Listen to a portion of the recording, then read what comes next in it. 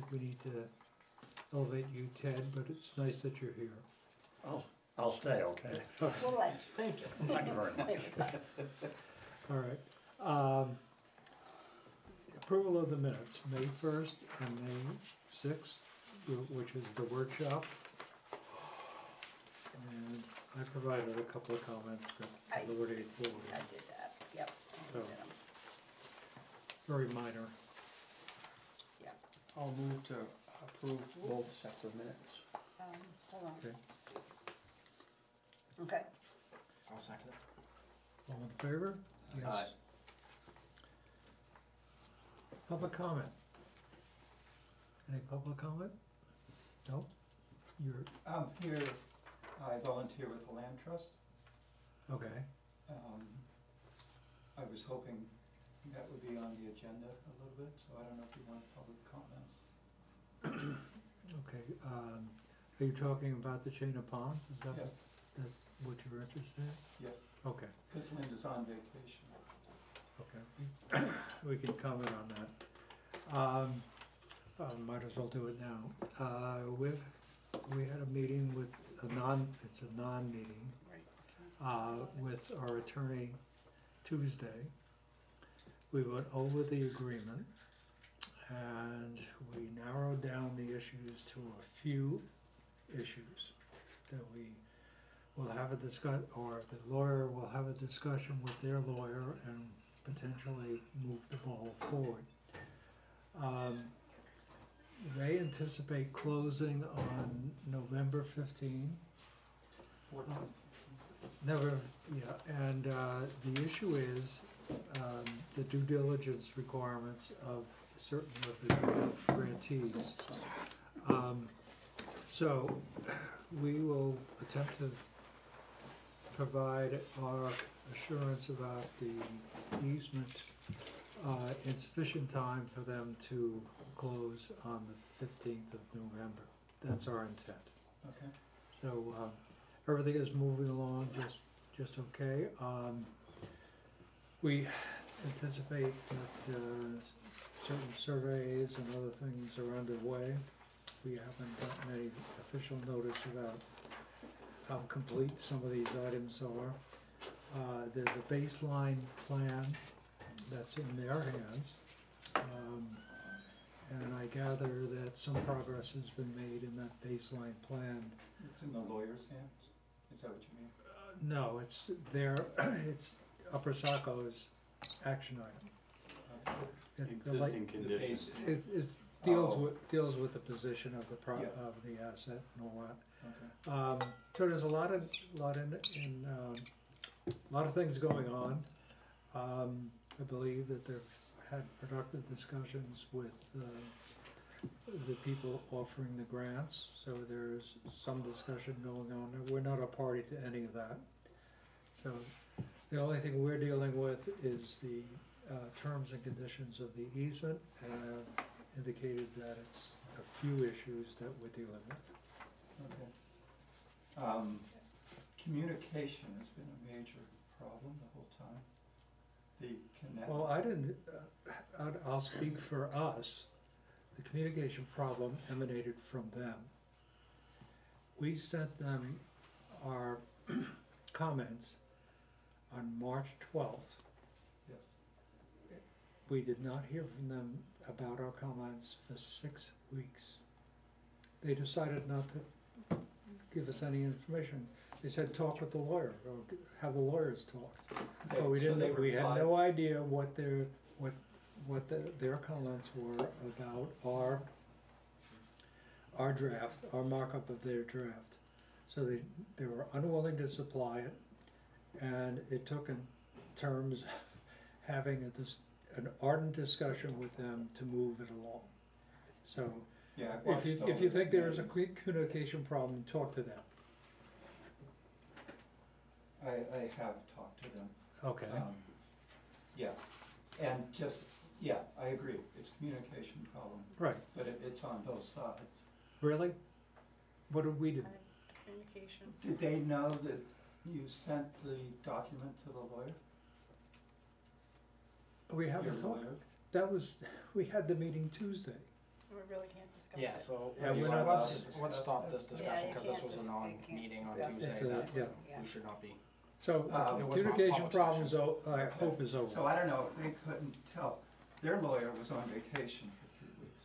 They got your document, sent it to the lawyer, nothing happened because their lawyer Well, was away. they So I could have, thought they it could would be- have, they could have let us know.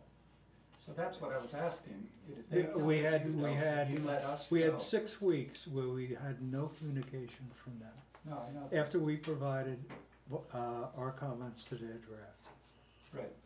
And okay? it's been 4 weeks now since your last meeting. Yeah, And in that meeting, you said you were gonna send the document to the lawyer. we did. Which we did. And we Right. met with the lawyer, No, I know reviewed. that now, but did we know that? That's what I mean The by communication- They knew that, They knew we were going to do that. right. We indicated that was our plan, that we were going to review the draft that they provided with comments about our changes or our desires. And we said we would forward this on to our attorney, which we did. Right, you, okay. And At that meeting, I don't know if you said that, at the work Okay. session, We the did. next meeting is when. check, go and look at the We tape. did. I You did. can look at it. And right at the end, you said that you felt it was time to send it to the lawyer. Right, Right, Right, so, okay. all right, instead of a workshop. okay. But yeah, what I was wondering, but as far as communication, at that point, if an email went to the land trust saying, we have forwarded the marked up document to our lawyer, then we would know, that would be better. Okay. Well, all I can tell you is that we've done what we've said we're gonna do. Okay. And it's now in the hands of the 2 attorneys to communicate about the issues and all of that. So we're in that situation at the moment. So So is hopefully there's some progress to be made. Yes, just curious, is it just between the lawyers now? Or would you wanna meet with the folks Well, from the it- land trust? The lawyers will decide what happens after the lawyers communicate. So it's a matter of whatever happens as a result of that. If there are major differences, we'll have to iron out those differences. Okay, yeah, cause Josh pointed out at the work session, it would be great if everybody got together. All right. Good. Cause that document was really hard to read, Mhm. cause you didn't know who was saying what, it was very difficult. Well, But, well, it's good to hear that things are moving along. okay, all right. That's, Tim, it's good to see you. Seeing you. and I will head out if that's, we're all Okay. set, alright, thank you.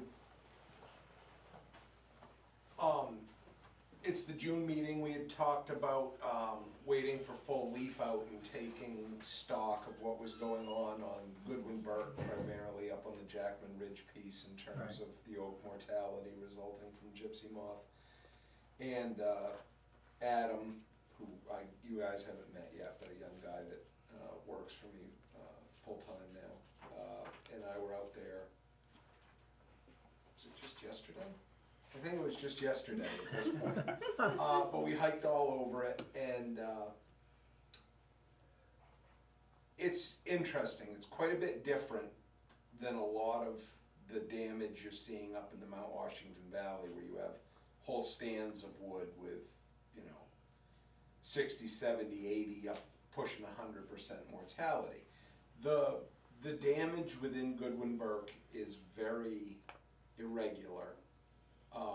Scattered trees here and there that are dead, like fully dead, like bark starting to come off, and heavily stressed trees here and there. You've got very small clusters of 2 or 3 trees, or as many as like a dozen trees, quarter acre, half acre areas with severe damage, and then other areas with little to no damage.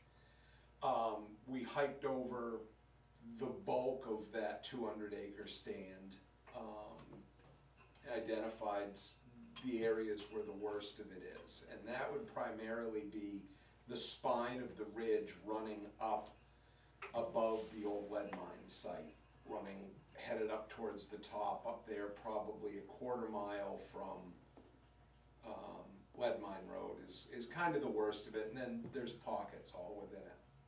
You know, in looking at the management plan for that stand, you know, we treated other portions of that stand, say on the east end of it, east of Black Brook Road, and running up towards Everett Parker, you know, a similar stand, and the recommendations, I guess, on a stand level wouldn't change. The focus in the past was a combination of thinning for quality and very small group selection for regeneration. And the group selection for regeneration was targeting the small pockets of poorer quality wood or less desirable species. And now, I guess the management recommendation would be the pockets where you're looking to create regeneration would be the pockets where you have significant mortality. And you know, the rest of it, if it's scattered individuals here and there, that could be taken care of just through the normal thinning process, like you thin the stand for quality anyway. The pockets for regeneration that would focus on where you've got heavier mortality or severe stress, they wouldn't be any larger, I don't believe, than what we used for group selection size on the east side of the property and running up onto Everett Parker, ranging from quarter acre up to about an acre in size would probably be the biggest ones. There's one small area on the spine of the ridge that I'd look at that maybe you'd find a 2-acre pocket where you'd look at it and say, all right, enough of this is damaged, let's regenerate this. But by and large, it's small groups, which is, it's just a lot different than what you're seeing up in the valley proper, which is a good thing. By and large, in terms of a percentage of the total, it might be 5%, but it probably is not, I don't know, somewhere in there. Call it 5% on the high end of, in terms of mortality or severe stress stand-wide of the 1 million board feet of oak that you've got in that stand. So it's not a huge percentage, but considering that, you know, we're within the time frame of the recommended treatment of that stand anyway, you know, this plan called for it at some point between 2020 and 2026, it probably makes sense to do that harvest while you can still capture that value out of that oak.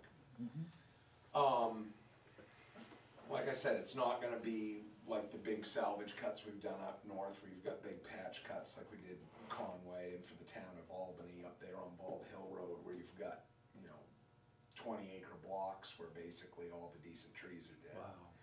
Wow. So, I mean, we're fortunate in that regard. In terms of access, you know, you've got, in the past, we've used the log landing when you come in from East Shore Drive. You've got that first log landing on the right that we mow every year. That works well to get that kind of corner of things. There's not a lot of damage or not a big amount of damage down low there. I think that if we were going to focus on an area, it would be the spine of the ridge running up. In the past, we've used a landing in the main woods road past Vayus, and then that was the last time we cut in there. It's got to be 15 years when we worked out in the pitch pine before the Nature Conservancy burned it. Maybe more than that. I don't know. Time flies. We battled, because that road is not gravelled and it's just got a loamy top, we battled mud the entire time we were in there with the trucks. The weather has gotten nothing but less predictable. So my inclination would, and I identified a site on Lead Mine Road, probably 75 yards east of where the power lines come out to it, in between that and the old lead mine site, that you could put a log landing. We used to have a log landing way back when Robin cut it in probably the late 70s, early 80s, that was much closer to the lead mine site, closer than I'd feel comfortable being now. And when the Bayous put their underground power in, they put a concrete pole box right in the entrance to that old landing. But moving it further to the west and building a new landing would be on drier ground, And it would get away from the, you know, the sensitive cultural sites. I don't wanna be near the, you know, it's better to stay away from it, you know, that's a site that should be protected. So I flagged that, I hung a big orange flag on where I would look at going up in. I would propose to get up in maybe, I don't know, 7,500 yards off of the road before we did the landing, so you don't have a big landing right down on the road, just a narrow, they could back up in, but just so that there's a bit of a buffer from the log landing and the town road. I talked with Josh earlier, questioning how deep the Vayu's utilities are buried there, because we'd be crossing them in the ditch of the road. And it's probably plenty deep. We would obviously be getting in touch with DigSafe and having to be careful, but they buried them right in the ditch, and then where we would start excavating the new road up into the woods is in ground that they obviously didn't bury their utility in. So that would just, I don't think we'd run into a problem, we just need to be conscious of it and very careful were we to do that. There's a little bit of work on the side of the town road on widening a corner, cutting a couple of trees and hauling some gravel right on the very edge of the gravel just to get big trucks around.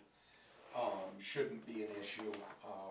Josh and I will probably look at that in terms of, you know, just the logistics of while you did it, you'd need to shut the road down and, you know, you'd be pulling a stump that would, you know, be right on the edge of the existing gravel. So the only other thing is, so you're up on the ridge there, and you've got, as you're looking up the hill towards the summit of Jackman Ridge, the ground pitches down towards the pitch pine area and the old road. And I identified a spot where I think we could have a major cut bank skid road that you could drop down to that lower elevation, maybe do some cutting and filling, pull some stumps out and make a smooth kind of ramp to come up that hill and completely avoid having to go in that truck road past Vayu's and fight with the mud of an ungraveled road.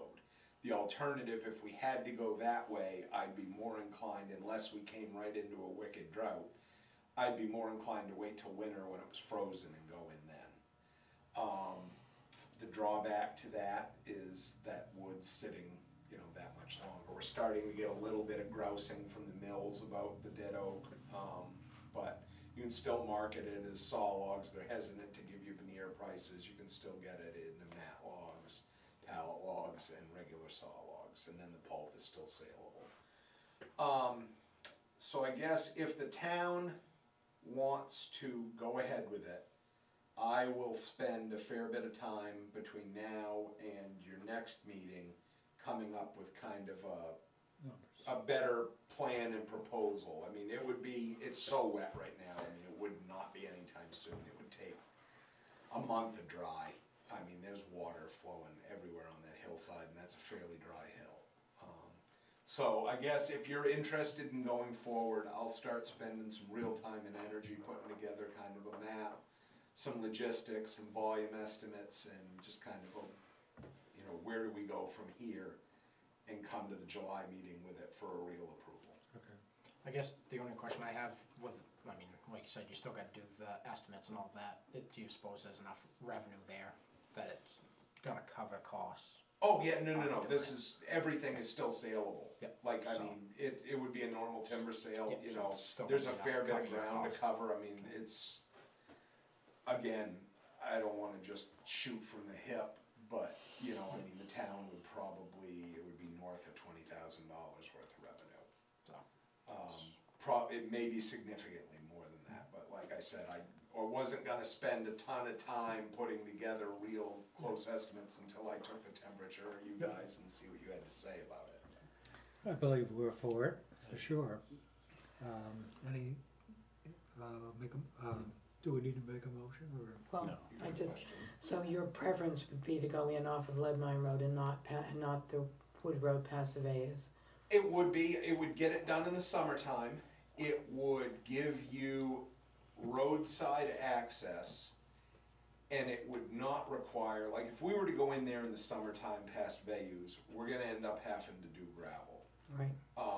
And that's just, it's an expense, and it's, you know, it's an infrastructure improvement on the town's you know, part.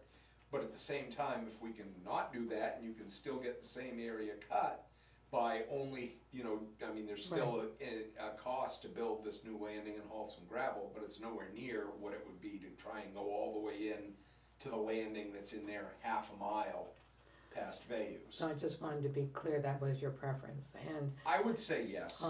and who did put in the power for Vayus, who? We were talking about this, we recall that John Roberts was the contractor who put it in, but then I didn't realize this, Josh said that Fidium just buried, more recently, in part of a separate project, they buried some fiber, I assume, for internet. That would be probably closer to the surface than the power was. I think power needs to be a minimum of what, 18 inches down or 2 feet? 2 feet. 2 6 feet, inches, with and 6 I- inches of cement. Because I don't think they decided where the, That's if it's secondary. If Where it's the- primary, it's gonna be 36. cement, No, I think Things that's a are. distance thing, like Right. every so many feet you need That's- to have one of them. Right. But, there's not one of them where I would propose putting the landing, and like I said, I believe, we have to have dig safe out there because you know there's utilities, so you gotta cover your butt anyway. right, But, you know, they'll be able to give you a handle on right where it is, and then you just be super careful when you peel it back. And we'll be peeling back the top as we're going up in there, and then putting down a good coarse gravel over it so that the trucks aren't sinking as they're hitting the town road. gotcha. Let's see, and yeah, it would be my preference to do that. I think, like I said, it would get it done in the summertime. You wouldn't have the massive complications of a long muddy truck road, which last time we had to do that because of where we were trying to cut was on the low side. This time, I think that we can excavate, you know, a nice ramped side hill skid road to come from the top to the bottom. I marked it when I was out there where I felt the most gradual spot is. And that would give you a good way to come from the bottom gradually up over that hill to the top. And it's primarily the oak trees, or are there other hardwoods that are involved? You'd be cutting, oh, that's, thank you. Within the thinning areas, you're thinning for quality, so you're trying to leave, I mean, you're cutting, most of the volume of that stand is oak from a percentage basis. So I mean, even where you're thinning, you're removing oak. In the regeneration areas, you're cutting everything out and starting from scratch.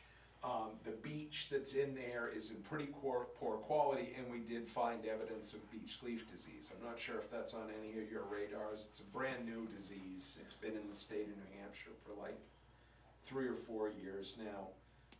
Rapidly spread. It's based on nematodes that get inside the buds and feed on the leaf before it pops.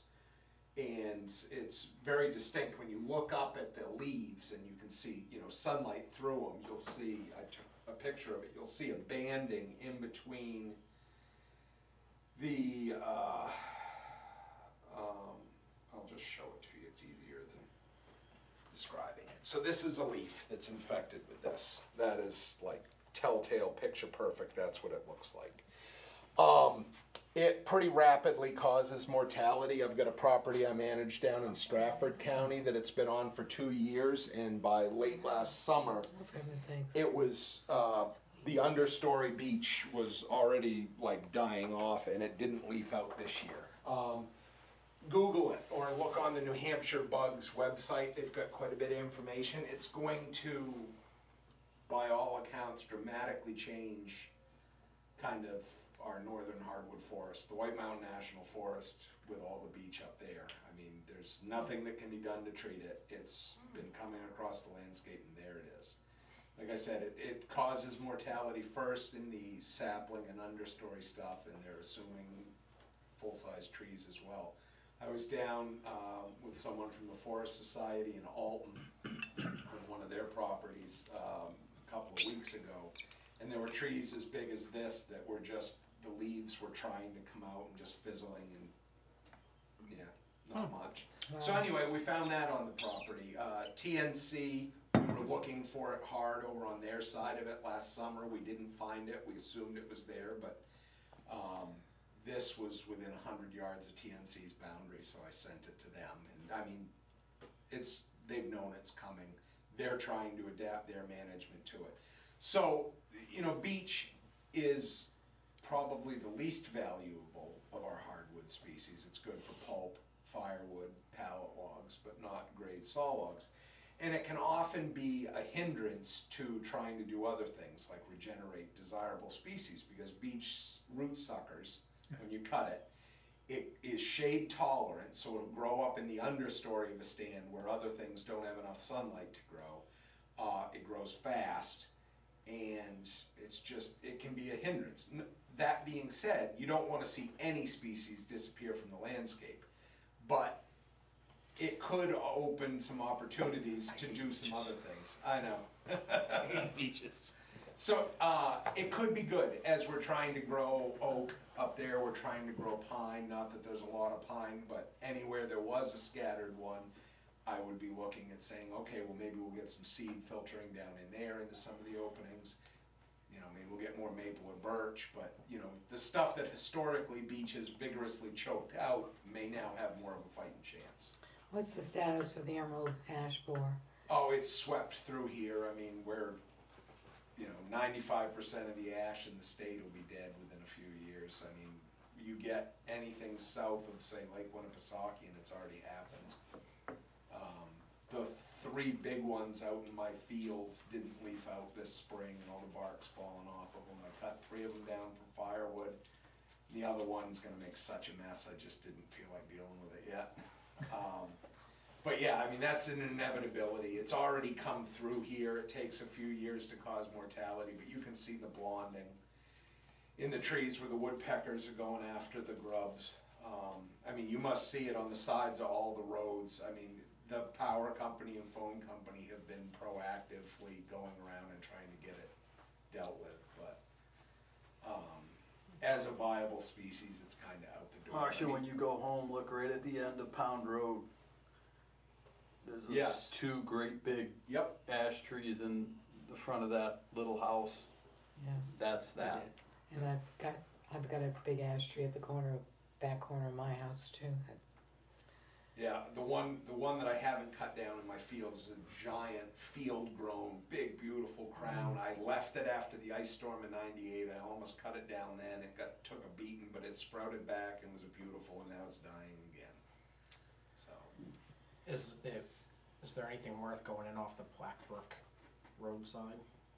I didn't, Of that there's not as property. much, it's very scattered. Where we cut over there, there's more aspen and more wet soils. I mean, I'm not saying there's not mortality over there, Right. but where we've harvested in there, what was it, 2017, 2018, I was gonna we've say, got good regeneration. Coming up underneath that, I don't, for the value in what you might get in salvage over there, I don't want to crush all the good regeneration we got from the last time. I don't think it's, you know, in my mind, it's not worth it. The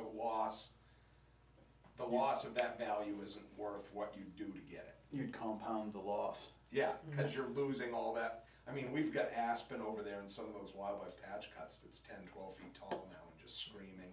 We got some oak regeneration established over there before the gypsy moth came through, which is good, because we went, 2020 just wasn't an oak, that was before gypsy moth, but it wasn't an oak seed year, and then 21 and 22 were the defoliating years, so there were no acorns then.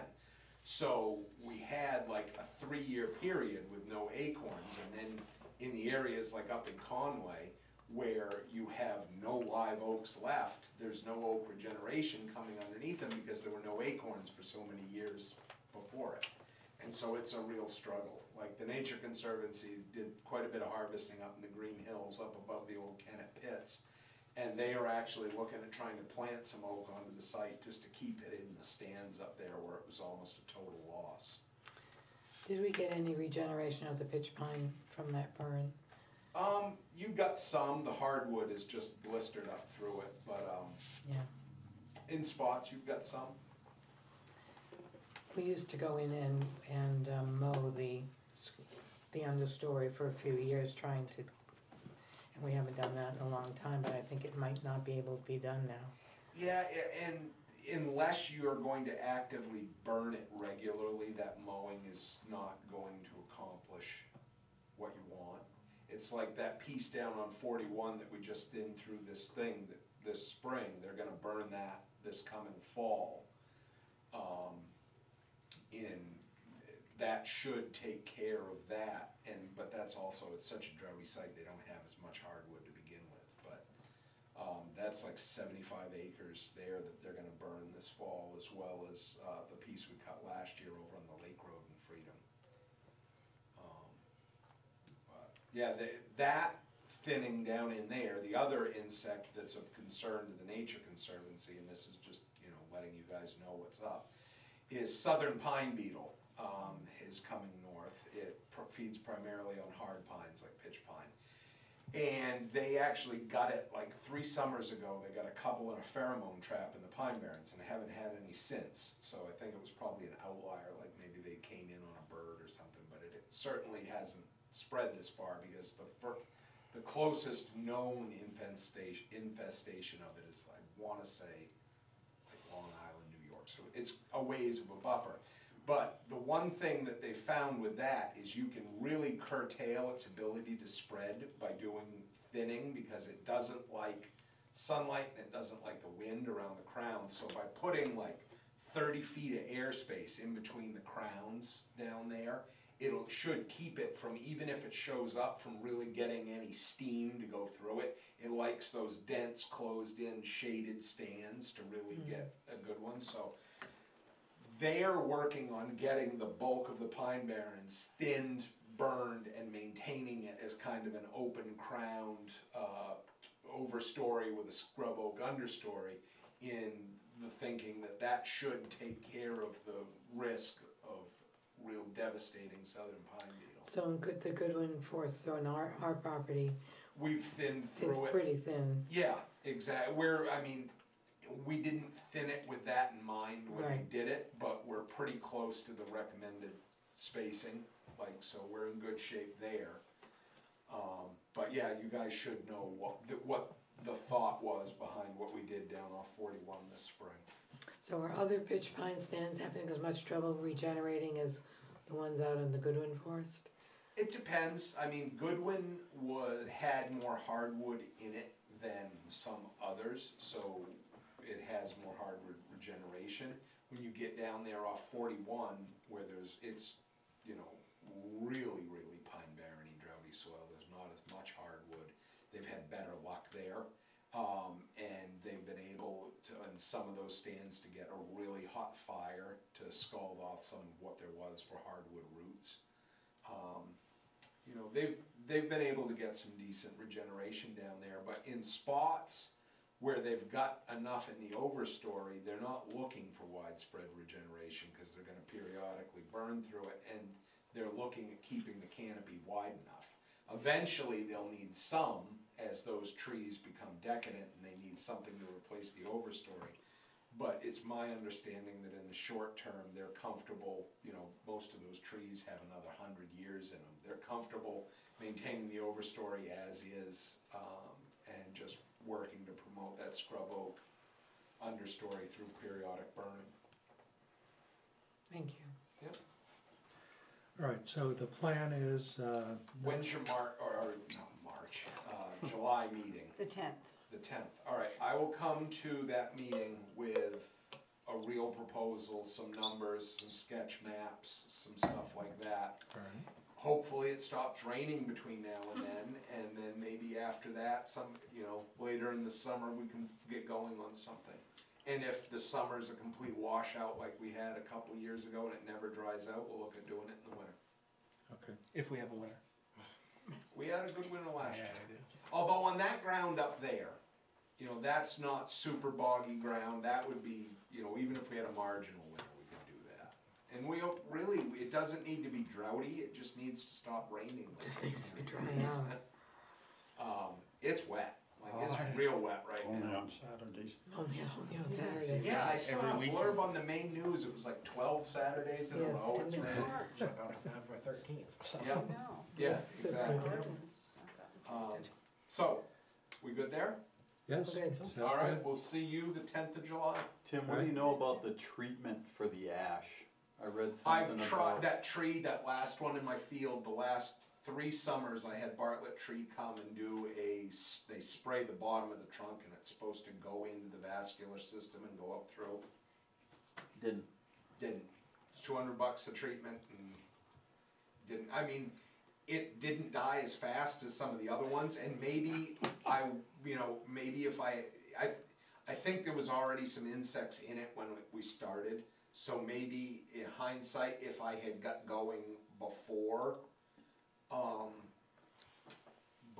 they were actually there. I know that the state of New Hampshire is working to keep some ash trees alive as a seed source, and they actually drill holes like every 4 inches around the bottom of it and put in these little plugs of some sort of insecticide that goes up into the tree, and it has worked to keep trees alive, because they did some over on my family's farm in Moultonborough and a couple other properties I manage, but that treatment wasn't available from anyone I could find commercially. The state's doing it as part of their thing, but when I contacted Bartlett and some other tree companies to say, hey, I want to keep this tree alive, the only thing they offered was the bark application of some sort of herbicide. Is there something coming after hemlocks too? There is. That's been around for probably 20-25 years. It's hemlock woolly adelgid. We're a little bit north of where it has managed to get to. It doesn't like cold weather.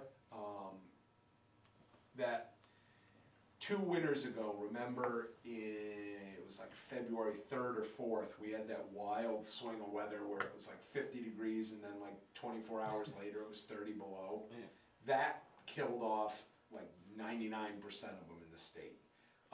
There is some down around Lake Winnipesaukee that's escaped from nursery stock, like Tuftonboro Neck area. But it's a real problem down around the seacoast. We would like to think that for the time being we're okay here. That's another one. I mean, these introduced invasive insects are going to be the end of us, the end of our woods when we start losing species. I don't know. Do you know, is the state looking for trees to protect? For? Like the ash? Yeah, I mean, that's what the state did, is they did, I want to say it was like 30 sites, and on each site they did, throughout the state, and on each site they did like a dozen trees. And they're committed to keeping them alive through every 3 years, replacing these plugs in them, so that they have a seed source, and in hopes that, number one, some of those trees may show some resistance to these insects, because they say that eventually there will be some trees that are showing resistance, and also they're hoping, I've got a couple of things. They're hoping that there's going to be an initial wave where the bug goes through and it hammers everything and you've got massive mortality. And then once there's no more ash trees, the population of those bugs goes way down. The ash may persist at a very low level on the landscape because, with some resistance and lower levels of the bugs, because if there's just a few scattered trees here and there, the bugs can't get that big population again. The state has also released some sort of a wasp that preys on the egg. I know, and this makes me nervous because when that wasp runs out of emerald ash borer eggs, then what does it eat? I mean, biological controls like that can work, but who knows? There's risk there. You know, I mean, they obviously looked at it enough to, think that it was okay to do, but it just makes me nervous. So, I don't know. But yes, the state is keeping ash trees alive as a potential seed source. No, but what I meant is, do you know, are they looking for like some in this area, or they're just Well, I mean, they've got them all over the state. I think Okay. they've got enough, like that was 2 or 3 summers ago we did that. It might be enough summers ago that they've gone back and redone the plugs again. But they figure they've got a big enough representation throughout the state, a few different sites in each county where they've got some genetic diversity. And they, are committed to keeping them alive just so that, to see what happens with this. So. All right, thank you. All right, Thanks. we'll see you in July. Thanks, Tim. Yep. Okay, the next item on the agenda is Jana Pond's update. I think we covered it. Yep. I think we did. At Fellow. Conservation easement revisions, I submitted them, so We're good there. it's done. There's stuff on there, spoiler. Property review commitments, I think all of them are completed. The only issue is determining whether or not they crept into the update. So I need to meet with Kate sometime and we'll That's not gonna be in the near future, not right now, not All when we right. get through the All right, so- CBA stuff. But this is in anticipation of digitizing. Right. That I'd like to make sure that all of the comments that people have made or have been made to the updated properties. And this, hopefully, will we be able to go in and update it periodically, or is it just once it's done, it's done? I don't know. My intent is to give the most comprehensive recent information available.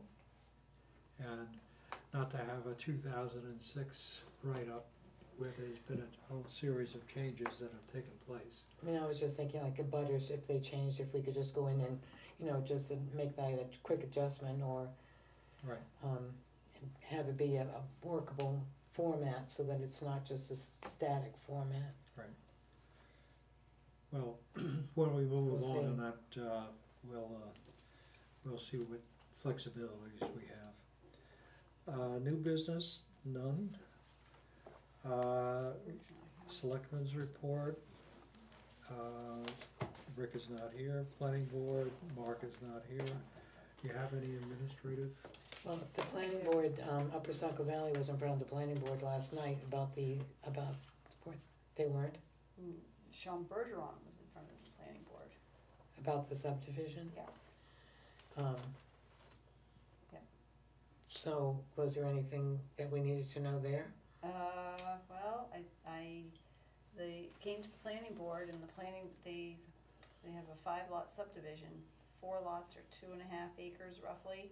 The 5th lot, and they all have 200 feet of road frontage, and the last lot that's going to be, Upper Saco is gonna own that lot, has only 100 foot of road frontage, and that was a problem for the planning board, so, they wanted to make a paper road on that cul-de-sac, and, the board was like, no, so, they said that they told Sean and Kate that they would have to go back to the ZBA for a variance. But I did email Sean today the cutoff date to file for a variance, and he said they're reworking their configurations to see if they can make their lots work accordingly. So, that's all I know. Because I thought the planning board was okay with that narrower, lot that went into the Chain of Palms property, that was gonna be the access. And initially, when we started out, that was Well, okay. there was a lot of back and forth last night. Yeah, I think last night was the first time the planning board probably saw it. I know Right, Upper it was. Saco kept saying that it was gonna be okay, but I kept questioning it Right. because nothing was ever in writing on it, so. There was some preliminary discussion early on, before really anything was decided, that, Yeah, so now they're gonna refigure their lots. because if we have no access, then there's no easement Oh, there's access, Well, I it's mean- just off Boulder Road off Boulder Yeah, they Road. talked about that. and Madison Shores. Yeah, Right, they that's talked right. about that. We're talking about They don't need that to be on access Forest on Pines Boulder Road. necessarily. Well, that's where that stands. So And I we're think there waiting. was, Davis Pond was having a problem with that, they were getting all, well, anyway. The planning board last night was a preliminary, so there was Just a no preliminary. decision made, No no decision commitments made. made. So Forest Pines can have a Nope. problem with it. Let's move on. It's gonna be a Yeah. problem somewhere. So I do have one thing. I got it, so for the summer camp, which everybody agreed to do, I already got a bill from Green Mountain Conservation Group. And they want me to pay them the $500 up front, and I'm a little hesitant about paying a bill for something that we haven't done yet. So they want payment by June 15th, and I said, I don't even know when their first camp session is going to be, and I talked to Heather about this. And I said, I don't mind paying them $100 a session when they complete it, but I don't wanna just hand out $500 and then, oops, we don't have the counselors to come or something, and then we're out that, so, I don't know what you want me to do, but I do not feel comfortable paying this $500 up front when we don't even How know did when it they're- work last year? Didn't we pay at the end? Yeah. I don't really feel comfortable giving somebody money for something that, Typically, not as to a say that they're not going to, municipality, but we're not in get a a- position to service or go chase it and get it back. a product, and then we get an invoice, and then we pay for it. Right. I'll do whatever you tell me to do, but No, I think that's your my idea feel. of paying it As, after, as it goes, as it goes. or Yeah, even if they at the wanna do end. that periodically on a weekly basis, whatever, I'm fine with that, then we pay for the Well, I do service that we bills. received. When I do bills, I pay them, yes, I Right. have no problem doing that, but I No. just didn't wanna pay, I didn't think you'd want me to pay it up front. Well, I don't think we did last year. We didn't, No, So, I don't think we ever wanna do that, no. no, that's why I was because just, you're at the risk of, What if they don't do it? right, Right. and they're, and, you know, There's they're, a lot of variables too, weather and everything else. right, Could hinder them. Under new business, we had talked about, soliciting from some of the businesses in the area to support the, educational component of the Conservation Commission, and since that is gonna happen in August, and we have one more meeting, are we going to solicit them after, I mean, when were we planning on putting out this letter asking for donations? there was no decision on a timeline for that, it was just Right. briefly discussed about doing it, Mike actually suggested Right. it. well, I think the first step is we gotta develop a plan, because you can't just go, I mean, this is just me personally, I can't go with my hand out to somebody. I wanna be able to tell them, this is what we plan to do, and this is what we're raising the money for, would you like to contribute to help us in this venture? Right. So, I mean, I think we need to dedicate a little bit more time to talking about what kind of programming we wanna do. Like more than just general, And it's is, a little bit of specificity so that, and is it something for next summer or, But are we oh gonna, yeah, so, you know, are we gonna have that for the wildlife presentation? Are we gonna have something ready to pass out in August, and so we have one more meeting in July before we would be passing that out in August? I didn't think we were, All right, I didn't think we were we doing need that. to, we need to draft a plan, so I need a volunteer. Sounds like Marcia wanted to volunteer. What, Just casting some ideas, and then we can have And we're a gonna have a discussion donation next box meeting. at the wildlife presentation, yeah, and I think that's a We're good gonna have that. is idea. that the donation for the presentation, or is that the donation for the educational component of the Conservation Commission? It's all the same. It's it's all the both. same, It's one and you the can use same. it for, So what right. kind of a plan do you, I mean, if this is what we're doing now, we're providing, support for the, Oh, we have For the summer we program. have the educational issue, and we can say that, we're having, what is it, 5 meetings we plan to have 5 meetings, Green Mountain covering it. We also have, the wildlife presentations. so what more is Mike looking for? What's that? What more is Mike looking for in order to put out a letter to the, I don't know. I guess we could say, is there scholarships that we would be interested in?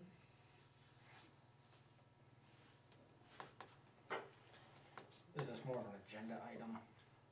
I don't think so. The dollar amounts are too small for, but I mean, if we wanted to have kids go to a particular camp, we had that at one particular point in time. That was what drove it at a few years ago.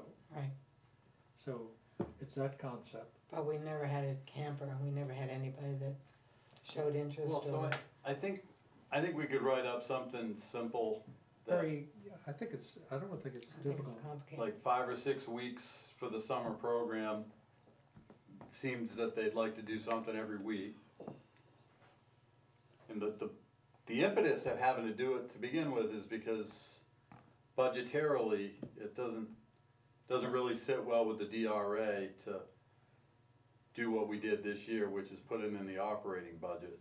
Right. 'Cause it's not really, Right, so we're trying to raise annually $1,000 to cover Your gift account, to cover this endeavor right. right, between the wildlife presentation and, And then money can go right into the And gift the- account, and you right. can do what you want with it. right.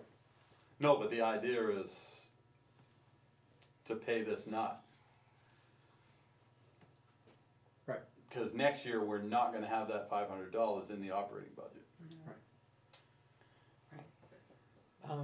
So, and something that says that we can't start with the rec program, and if we wanna expand later to do something else, we can adjust our vision, our mission statement, or whatever it's going to be, but, I agree, I don't think it has to be any more than just saying that we're trying to support the rec department and give Madison students a conservation exposure for the summer.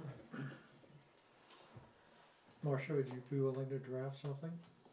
Just a paragraph, or is that all you want? Right. Yeah, something Okay. simple. Sure, nothing, we don't get into a lot of detail, just say this is what we're hoping to do, and then that can be in front of the donation box so people know what they're donating for. Right. Well, and we can even modify it and put that little tear off down below that says, yes, I'd like to support this, and enclosed, please find my check. I haven't ordered it, but I had it in my cart to order it. It has a little spot there that I can put something in there that whatever you write up, Okay. I can attach it there, and I can kinda. Why don't we, get us a draft for next month, and we can approve it, and We'll have it for August. we'll have it to launch in I'll open. have the box at the next meeting, so we can kinda. Well, I'll try to get it out before the meeting, that way you can read it, and we can make the modifications at the Yeah. next meeting, cause I won't be here in August, so. Okay, thank you for bringing that up. Will we be meeting in August this year? Well, we did last year, I think, but we We don't did, usually yeah. meet in We August. did because we had the, Chain of ponds stuff. I think the Mountain people made a presentation. didn't I they? think we were still dealing with the chain of ponds too. Check it The out. August one is the 7th Well, we can decide in July. in July as to whether or not we need that August meeting. All right, account balances. Not gonna go through them because it's only They're what they a are. few dollars of interest income that's come in. Yeah. No expenses out of any of the accounts, so they're all essentially the same as they were last month and the month before. I haven't gotten May's yet, so. Okay, Just one other thing, since now the chain of ponds is kind of wrapping up, I mean, it's not wrapped up, but the major part of the work, I think, is wrapped up. Are we gonna take on any other programs, or is there any other initiatives we wanna start, or I had come up with a list, I don't know, maybe 6 months ago of a dozen or so things that I thought we might wanna look at, but I mean, just in all honesty here, I'm not gonna be in Madison a whole lot longer, so I don't know what, where are we going, what are our goals and objectives for the next year? I think it's a good thing to bring up, but based on the presentation from Tim, I think we need to focus on the properties we have. maybe, but wait and see what the results of the harvest is, and we may need to be dedicated to reforestation, some type of planting regimen. And that's what I mean by focus on the properties that Right. we have on that Well, management. it will side. take a while after they cut to see what regeneration happens, that won't be this year. Right. No, but I mean, that just may be our shift of focus. Because based on our work session last night, there's gonna be public water and sewer in the north end of town, this is gonna be Bedford in the next 10 years. 7-Eleven, 24 hours. Yep, 2 7-Elevens down here, and this place is gonna be booming, so might not have any forests left. Public transportation. And they wanna use the town properties that we have to put up affordable housing. Yeah. What?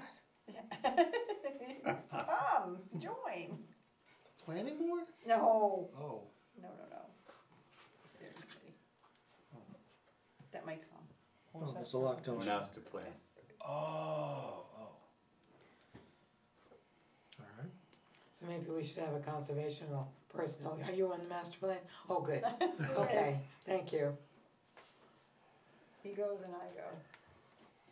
well, all of that is a major issue in terms of what's going on with the economy and affordable housing, all that kind of stuff. There's no such That's- thing.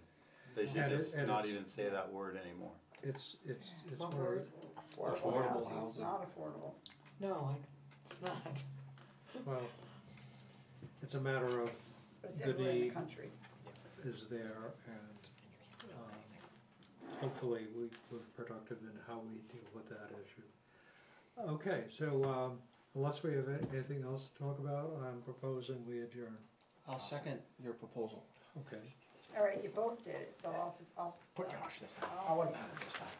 all right. I fight over who's gonna adjourn. No, Mike, you can. All right, Next meeting? Okay,